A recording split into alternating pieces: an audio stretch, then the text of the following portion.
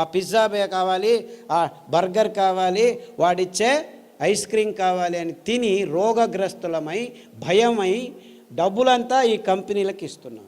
ఎందుకు మనకు రోగాలు వస్తున్నాయని ఎవ్వరు మీకు విశ్లేషణ చేసి చెప్పకపోవడం వల్ల ఈ అనాహుతం జరుగుతుంది. నేను 20 సంవత్సరాల నుంచి అన్ని చోట్ల చెప్పుకుంటూనే వస్తున్నాను. వందల వేల మంది బాగు చేసుకుంటున్నారు. నా దగ్గరికి ఎవరు రావాల్సిన అవసరం లేదు. అన్ని విషయాలు వివరంగా ఆ పుస్తకంలో రాస్తే ఆదరణ వాళ్ళు ప్రింట్ చేసి మీ అందరికీ ఇస్తున్నారు. PDF is free. మీరు ఒక నెంబర్కి ఫోన్ చేయండి. ఆ నెంబర్ ఎవరిది సార్? ఆ నెంబర్ అక్కడ బోర్డు మీద వేస్తారు. ఆ నెంబర్కి మీరు ఫోన్ చేస్తే మీ స్మార్ట్ ఫోన్కి పీడిఎఫ్ కాపీ ఫ్రీగా వస్తుంది. ఇప్పుడు నేను మాట్లాడిన విషయాలు, ఏ కషాయాలు ఎప్పుడు తాగాలి, ఎలా తాగాలి, ఐబిఎస్కి ఏం కషాయము, నరాల దౌర్బల్యానికి ఏం కషాయము, ఫిట్స్కి ఏమి కషాయము, బ్రెయిన్ ట్యూమర్కి ఏం కషాయము, గర్భకోశం గడ్డలకి ఏమి కషాయము, ఊబకాయానికి ఏమి కషాయము, సన్నగా ఉన్న వాళ్ళు లావు అయ్యేదానికి ఏమిటి, లావుగా ఉన్న వాళ్ళు సన్నగా అయ్యేది ఏమిటి, ఇలాంటివన్నిటినీ వివరంగా ఎప్పుడు ఏ కషాయాలు తాగాలి అని చెప్పి అందులో వివరంగా రాశారు. సో మీరు ఆ పుస్తకం చదివితే చాలు, అన్నీ వివరంగా దొరుకుతాయి. మీరేమీ కంగారు పడాల్సిన అవసరం లేదు. మీకు ఏ రోగం ఉన్నా కానీ అందులో రాసేశారు. We have been doing this for the last 15 years. So మొత్తం దాదాపుగా 60 రకాల సందర్భాలకు, సన్నివేశాలకు కావలసిన కషాయాలు అన్నీ రాసేశారు. ఇంత ఏమీ అవసరం లేదు. మీకు ఏ రోగమన్నా ఉన్ని, ఇట్ డజంట్ మ్యాటర్. మీరు ఈ 5 సిరిధాన్యాల్ని 2 రోజులకు ఒకసారి మార్చి భోజనం చేయండి. అంటే 2 రోజులు అరికలు తినాలి, 2 రోజులు సామెలు తినాలి, 2 రోజులు ఊదులు తినాలి, 2 రోజులు అండుకూరలు, 2 రోజులు కూరలు, మళ్ళా సైకిల్. అలాగే కషాయాలు. ఈ రోగనిరోధక శక్తి మీకు కావాలంటే ఈ వ్యాక్సిన్లు ఇవి అవి ఏం పనిచేయవు, ఏమీ పనిచేయవు. మీకు పనిచేసేది ఈ 7 కషాయాలు. చెప్తాను, పుస్తకంలో రాశారు. గరిక, తులసి, తిప్పతీగ, బిల్వం, కానుగ, వేప, రావి.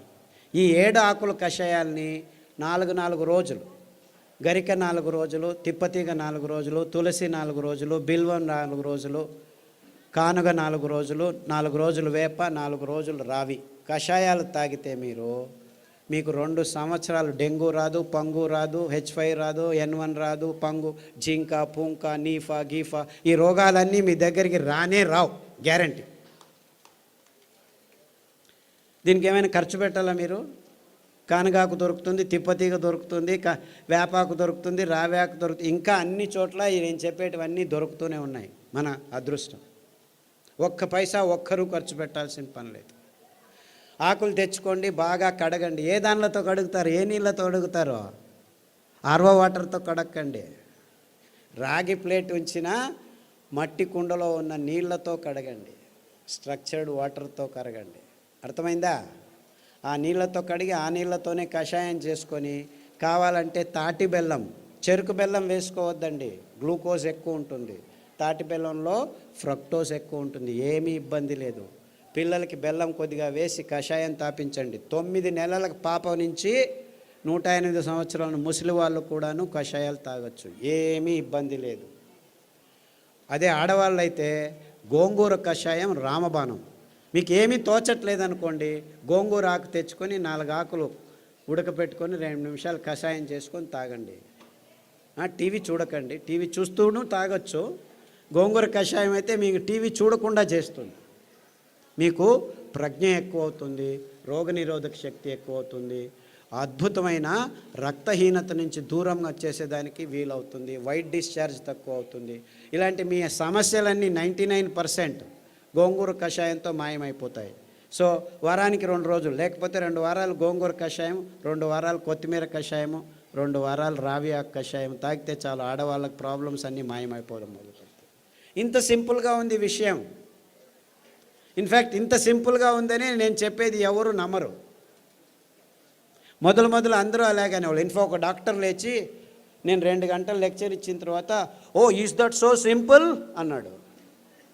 I said it is much simpler. 2 గంటలు అవసరం లేదు, 2 వాక్యాల్లో చెప్తాను నేను.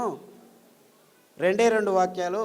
రోజుకు 1 గంట నడవండి, వీలైతే పొద్దున 15 నిమిషాలు, సాయంకాలం 15 నిమిషాలు ఇంత అద్భుతమైన పదార్థాలని ఇప్పటికీ ఇస్తున్నాడు దేవుడు. ఎన్ని పాపాలు చేసినా మనము ఆ దేవుణ్ణి ఒక 15 నిమిషాలు పొద్దున్న లేచి ధ్యానం చేయండి, సాయంకాలం పడుకునే ముందు ఒక 15 నిమిషాలు ధ్యానం చేయండి.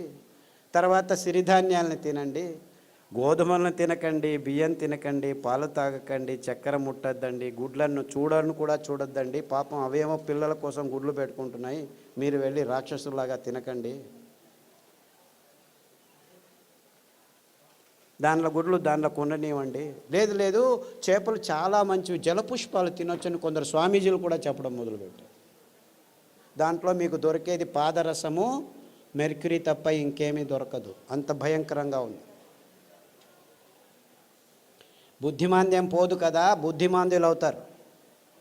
మీ పిల్లలు బుద్ధిమాంద్యులు కాకుండా పుట్టాలంటే కొర్రలు తినండి, అండు కొర్రలు తినండి, అరికెలు తినండి, సామెలు తినండి, అరటి బోధ కషాయము, పసుపు కషాయము గర్భిణిగా ఉన్నప్పుడు తాగండి, పిల్లలకు తాగించండి. మీ పిల్లలు బుద్ధిమాంద్యులు అయిపోయి సూక్ష్మగ్రాహీలు అవుతారు.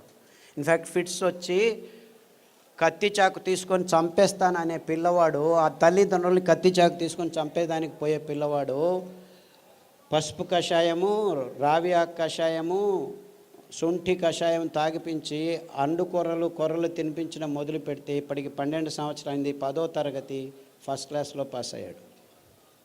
ఇలా 100 కేసులు ఉన్నాయి. అంటే ఫిట్స్ కోసమని టెగ్రిటాలు, వాల్ప్రోయిక్ యాసిడ్, ఫ్రీజియం ఇవ్వడం మొదలు పెడతారు పిల్లలకి. ఆ మందులు తీసుకుంటూ పిల్లలు బుద్ధిమాంద్యులు అయిపోతారు. ఫిట్స్ రావు అని చెప్తారు, అయినా వస్తూనే ఉంటాయన్నమాట. అలాంటి వాళ్ళందరికీ కొర్రలు, అండు కొర్రలు తినిపించి ఈ కషాయాలు తాగిపిస్తే 6 నెలల్లో ట్యాబ్లెట్లు మెల్లిమెల్లిగా ఆపు చేసి ఇప్పుడు హ్యాపీగా ఇంట్లో అందరికీ సహాయం చేసుకుంటూ బాగా నడుస్తూ ఏ ఇబ్బంది లేకుండా మాట్లాడటం తెలియని వాళ్ళు కూడా మాట్లాడడం మొదలుపెట్టారు. అది 15 సంవత్సరాలు 20 సంవత్సరాల తర్వాత. అంతవరకు మాటలు అనేది తెలియని పిల్లలు కూడాను ఇప్పుడు మాటలు నేర్చుకుంటున్నారు. ఇలాంటి అద్భుతమైన విషయాలు ఈ ధాన్యాల్లో, ఈ కషాయాల్లో ఉన్నాయని చెప్పేదానికి నాకు చాలా చాలా సంతోషంగా ఉంది. అర్థమవుతుందా? It's very simple, very simple. ఇంత సరళమైన అద్భుతమైన ఆరోగ్య రహదారిని మేము నిర్మించాం. ఇంకా బాకీ ఉంది ఏమిటి? మీరందరూ అందులో నడవటం మాత్రమే. అంతే. అందరికీ ఆహ్వానం, ఆరోగ్య రహదారిలో నడవండి అని మా విన్నపంతో మీ అందరికీ వందనాలు. సిరిధాన్యాలు తింటే అరగట్లేదు అని దీనికి 2 కారణాలు ఉన్నాయి. మీరు పొద్దున్న సిరిధాన్యం ఇడ్లీలు తింటే రాత్రి వరకు ఆకలి కాదు. మీరు అనుకుంటున్నారు ఈ బియ్యం తిని 2 గంటలకే ఆకలి అవుతుంది కదా, సో అది బాగా అరుగుతుంది అనుకుంటున్నారు. అలా కాదు. ఇది సిరిధాన్యాలు తింటే మీకు ఎంత కావాలో అంత గ్లూకోజ్ అందుతూ ఉండటం వల్ల మీకు ఆకలి కాదు. అంటే అది జీర్ణం కావట్లేదని కాదు మీకు అర్థం. అందరికీ ప్రాబ్లం అది. అంతేకాకుండా మీరు సిరిధాన్యాల్ని బియ్యంలాగే కుక్కర్లో వేసి పుస్ అని 4 కూగులు కూగించేస్తే రాదనమాట. అది ఉడకదు. రాత్రి నానబెట్టి పొద్దున ఉడకబెట్టుకోవాలి. కనీసం 3 గంటల నుంచి 6 గంటలు నానబెట్టాలన్నమాట. నానబెట్టి వండితే ఆ ధాన్యం తింటే మీరు హ్యాపీగా ఫీల్ అవుతారు, ఆరోగ్యంగా ఉంటుంది. సిరిధాన్యాలు చిన్న పిల్లలు, 9 నెలల పిల్లలు కూడాను జీర్ణించుకోగలరు, ఏమీ ఇబ్బంది లేదు. కానీ మీరు వంట వండే విధానంలో మార్పు రావాలి. నానబెట్టి వంట చేయాలి. హలో సార్, మేము dialysis patient. Kidney infection. Hello, కిడ్నీలో చాలా రకాలైన ఇబ్బందులు ఉన్నాయి. ఒకటి, కిడ్నీలో రాళ్ళు రావటం, కిడ్నీ నుంచి యూరిక్ యాసిడ్ ఎక్కువ ఉండటం, క్రియాటినిన్ ఎక్కువ కావటం, డయాలసిస్కి పోవటం, ఇలాంటివి. తర్వాత ప్రోటీన్లు ఎక్కువ కారటం, లావుగా ఉండిపోవడం, ముఖంలో వాపు రావటం, ఇవన్నీ కిడ్నీకి సంబంధించిన రోగాలు. కాలు కూడా ఇంత లావు నీళ్లు ఊరుకోవడం, ఇవన్నీ ఇబ్బందులకి చాలా సరళమైన పద్ధతి. అరికెలు 3 రోజులు, సామెలు 3 రోజులు గంజి రూపంలో తాగాలి. మార్చి 9 వారాల్లోనే మీకు ఈ ప్రాబ్లమ్స్ అన్నీ బాగవుతాయి. దానికి తోడు రణపాల ఆకు, పునర్నవ ఆకు, కొత్తిమీర ఆకు కషాయం వారం వారం మార్చి తీసుకుంటే 9 వారాల్లో మీకు అంతా బాగవుతుంది. వీక్లో డయాలసిస్ 2 టైమ్స్ మాకు. అది తగ్గిపోతూ వస్తుందమ్మా. ఇన్ఫ్యాక్ట్ చాలామంది డయాలసిస్ చేసుకున్న వాళ్ళు 1 సంవత్సరంలో డయాలసిస్ నుంచి దూరం కావచ్చు. Thank you sir. అండుకొర్రలు, బోధకాలు రోగం ఉన్న వాళ్ళు అండుకొర్రలు ఒక 3-4 సంవత్సరాలు తింటే బోధకాలు మెల్లిగా బాగవుతూ వస్తుంది. దానికి తోడు జామ ఆకు కషాయం, రావి ఆకు కషాయం, సాదాపాకు ఆకు కషాయం తాగాలి. బోధకాలు ఉన్న వాళ్ళకి అండుకొర్రలు 3 రోజులు, మిగిలిన ధాన్యాలు 4 ఒక్కొక్క రోజు తినాలి. సార్ నమస్కారం అండి. సార్ ఇక్కడ సార్ ఇటుపక్క సార్ చెప్పండి సార్. నా భార్యకి 4 సంవత్సరాల నుంచి ఒక వ్యాధి ఉన్నదండి. ఆమె ఉదయం పూట్ల సరిగా పండుకోదండి. రాత్రి పూట పడుకున్న తర్వాత మళ్ళా తెల్లవారుజామున లేదండి. ఆ రాత్రి తెల్లవారుజామున అట్లా 2 రోజుల వరకు అలాగనే నిద్రపోతుందండి. లేస్తే తల తిరిగి వెంటనే మళ్ళీ కింద పడిపోతుందండి. ఈవెన్ పక్కన ఉన్న బాత్రూమ్ దగ్గర నుంచి మంచం దగ్గర రావడానికి కానీ తను నడిచే శక్తి లేక చిన్నపిల్లలాగా దొగ్గాడుకుంటూ వచ్చి మంచం మీద పడుకుంటుందండి. లేస్తే మళ్ళీ ఫుల్గా యాక్టివ్గా ఉంటుందండి. ఇది ఎందుకనేది అర్థం కాలేదండి. దీనికి వెర్రి నువ్వుల నూనె 2 వారాలు, నువ్వుల నూనె 2 వారాలు. ఉదయం లేచిన వెంటనే పడిగడుపున తాగించాలి. దానికి తోడు మారేడు ఆకుల కషాయం, బిల్వపత్రం కషాయం అంటారు. మారేడు బిల్వం 2 ఒకటే. గరిక కషాయం, పసుపు కషాయం, సాదాపాకు కషాయం వారం వారం మార్చి తాగించండి.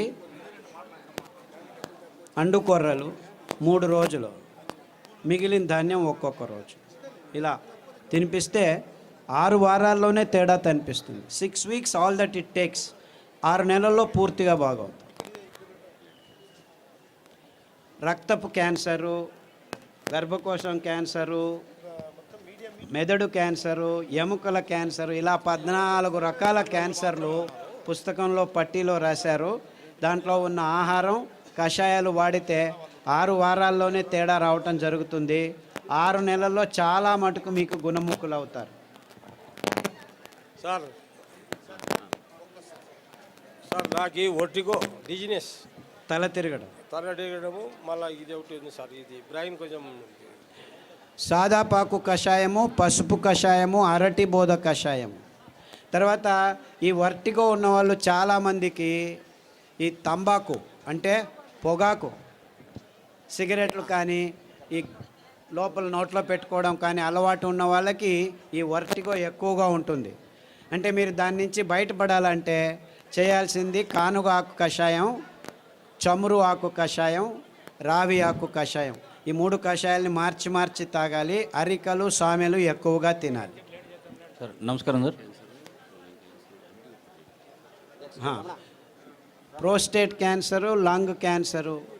ఇప్పుడు ఏమైందంటే లంగ్లో క్యాన్సర్ వచ్చింది, రేడియోథెరపీ, కీమోథెరపీ తీసుకుంటారు, అక్కడికి ఆగదు, ప్రోస్టేట్కి వస్తుంది.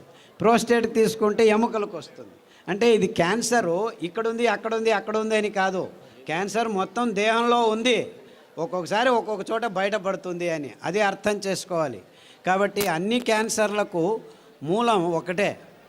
అందువల్ల మీరు పారిజాతము, రావి ఆకు, జామ ఆకు కషాయాలు అన్ని క్యాన్సర్లకు బేస్గా ఉండాలి. ఈ 5 ధాన్యాల్ని 2 రోజులు తినడం మొదలు పెట్టండి. 6 వారాల నుంచి 6 నెలల్లో మీకు గుణముఖుడవడం మొదలు పెడతారు. 2 సంవత్సరాల్లో పూర్తి క్యాన్సర్ మీ దేహం నుంచి బయటపడిపోతుంది. ఏమీ ఇబ్బందులు ఉండకుండా జరుగుతుంది. బ్రెయిన్ స్ట్రెంగ్తింగ్ చేసి అదే చెప్పాను కదా, సాదాపాకు, పసుపు కషాయాలన్నీ ఈ నర దౌర్బల్యాలకి జరిగినదానికి. తర్వాత నువ్వుల నూనె, వెర్రి నువ్వుల నూనె తాగండి. ఐబిఎస్ పుస్తకంలో రాసాము. ఐబిఎస్, క్రాన్స్ డిసీజు, కొల్లైటిస్ ఇవన్నీను లిస్ట్ చేశాము. పుస్తకంలో పట్టీలో ఉంది, గమనించి వాడండి. నమస్కారం సార్. సార్ నమస్కారం సార్. సార్ పాలు కాకుండా పాల ఉత్పత్తులు, పెరుగు, మజ్జిగ. పాలు లాక్టోబాసిల్లస్ తోడుకు పెరుగుకు వేసుకుంటే అందులో ఉన్న కెమికల్స్ అన్నీ నిర్నామం అయిపోతాయి ఫర్మెంటేషన్ వల్ల. అంతేకాకుండా మనకు పాలు, కొబ్బరి పాలు అతి అద్భుతమైన పాలు, అన్ని రోగాలను దూరం చేస్తాయి. నువ్వుల పాలు ఇంకా మంచిది, రాగి పాలు మంచిది. సో మనకు ఒక్క పాలు కాదు, కొబ్బరి పాలు అతి అద్భుతమైన పాలు. పిల్లల రోగాలన్నీ దూరం అయిపోతాయి, రోగనిరోధక శక్తి ఎక్కువ అవుతుంది, జీర్ణశక్తి బాగుంటుంది, మెదడు రోగాలు రాకుండా ఉంటాయి. సో మీరు పాలకు పర్యాయం అంటే చాలా పాలు ఉన్నాయి. కొబ్బరి పాలు, నువ్వుల పాలు, రాగుల పాలు, సజ్జల పాలు, ఇలా 4-5 రకాల పాలు. దానిలో నుంచి పెరుగు కూడా చేసుకోవచ్చు, ఏమీ ఇబ్బంది లేదు. సార్ నమస్కారం అండి. నా పేరు పూల రమణ సార్. ఈ పరిసర ప్రాంతాల్లో మాకు రాగిడి భూములు ఎక్కువ సార్. సో ఈ ప్రాంతంలో మేము ఎక్కువగా జొన్నలు పండిస్తుంటాం, జొన్నలు, రాగులు, సద్దలు పండిస్తుంటాం. వాటి గురించి కూడా మీరు కొంచెం దయచేసి వాటి వివరణ కూడా ఇవ్వాలి. పుస్తకంలో రాశారు తటస్థ ధాన్యాలని.